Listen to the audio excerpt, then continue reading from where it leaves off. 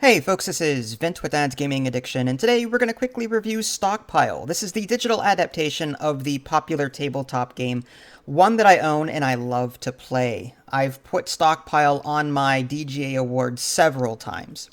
So, what is Stockpile all about? Well, first of all, you can find this on Steam for about $7. Again, there is a tabletop version as well. This game is 60% off until July 8th, 2020. So it makes it roughly $2.75, 79 cents, something like that. What is Stockpile? Well, Stockpile is an economic tabletop game with a focus on stock market trading. So I know that might scare some people off, but this is one of the simplest economic stock trading games I've ever played. The game plays out a little something like this. You've got this central board, and there are 6 companies listed on it. You've got like Cosmic Computers in blue, or American Automotive in red, or Stanford Steel in dark blue, whatever. And then each of those companies has a track. On the basic side, all of them have the same track numbered 1 through 10. On the advanced side, the different companies have different tracks, like Cosmic Computers has a very short track, which makes it prone to either doing very well or doing very poorly, because when a stock hits all the way to the right, the stock will split, which means it's better value for you. It's whatever stocks you have are now double what they were before, and the tracker goes back to the middle again. If a stock goes all the way to the left on the tracker, it goes bankrupt and you lose all that stock. With a short track on the advanced side, that particular company's stock is either going to split or tank on a regular basis. Whereas on the advanced side, some of these companies have a very long track, okay? Some even pay out dividends on a regular basis just by passing certain points. Stanford Steel, I think it is. Well, anyway, I'm getting ahead of myself. So you've got all of these, you've got 6 companies on these tracks here, okay? And every round, it's going to play out a little something like this. First, everyone is going to receive information, insider information that only they know about. So, for example, they might get information that the yellow company is going to go up by 2 points on the stock market track. So they know this. But the other players might know something about Stanford Steel that you don't, or American Automotive that you don't. So you're going to be watching them closely to see whether or not they sell that stock this round or not. Because if it's going to tank, they're going to want to get rid of it so that they can get some money for it. You know what I mean?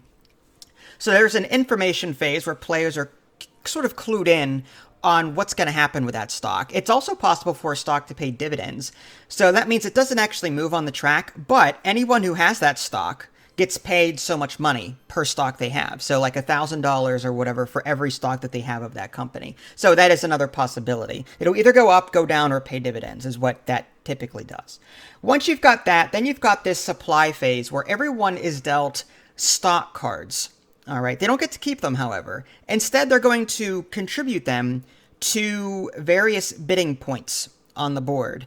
It depends on how many people are playing the game. But let's say that I've got 2 cards. I'm going to play one face up and one face down onto these various bidding spots.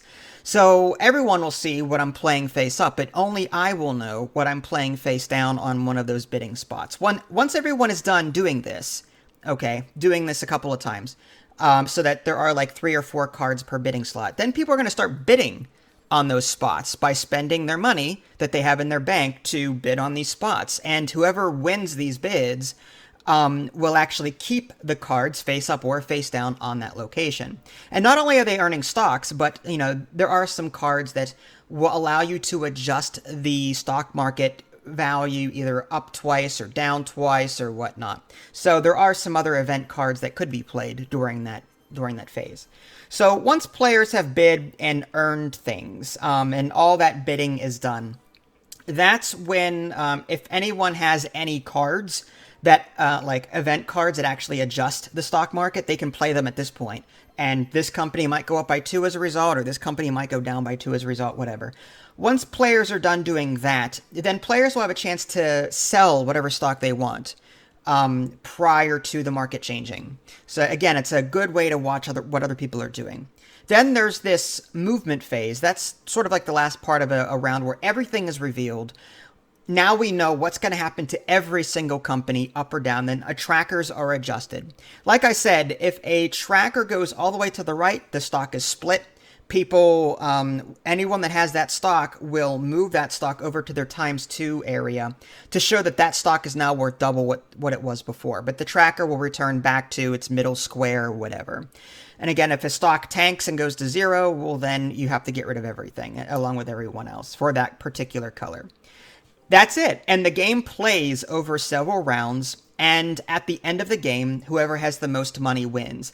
There are some majority bonuses that are observed at the end of the game. For example, whoever has the most blue stock gets $10,000. Whoever has the most green stock at the end of the game gets $10,000. And then once everyone gets those majority bonuses, everyone just sells everything they have based on the current value of those stocks. And whoever has the most points wins, or who most money, I should say, wins. Fantastic game. This is one of the best and most fun stock market games I've ever played. Now, this game also comes with expansions. Like I said, there is that advanced board side. Rather than every company having the same boring tracker, every company has a different track. You can also play with various personalities, like Billionaire Bill, like for Bill Gates, or Discount Donald for Donald Trump, and so on. Golden Graham. Wise Warren, and so on. So these players, or these personalities, will start you the game with so much money and give you special abilities that you can observe during the game. So there's that. So you've got different abilities. There are some other expansions out there. For example, the ability to add new adjusters to the stock market values. So for example, the basic is like 4 up and 2 down, I think it is. Or something like that, or 4 up, 1 down, and 1 dividend is what the regular adjusters pay out. But there are expansion adjusters that allow for like +4 or -3 or -4, something like that, something a bit more crazy. So there are a number of expansions that you can add to this game to make it more interesting. So there's a lot of replayability here. The only negative, I don't like about this game is the UI. It's not a failing with the board game, it's a failing with the video game. Digidiced, the makers of this digital version, I don't know what it is, but they can't make a UI to save their life. I've played several of their digital games, and each one can sometimes be a little confusing to navigate. Navigating the interface and understanding what was going on and where to get what information from where, that took some doing. I only stuck with it because I love the tabletop game so much, okay? This is a fantastic game. I don't want to let the UI scare you off.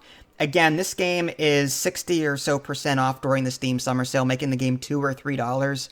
Totally worth it. Even at the $7 normal price range, it's worth it. But I gotta stress that this is a fantastic tabletop game. So if you like digital tabletop games and you're willing to just see past the horrid UI, then go check this game out. It's pretty good. If you guys haven't already, subscribe to me on Twitch and YouTube. That way you can stay up to date with any new content I happen to publish.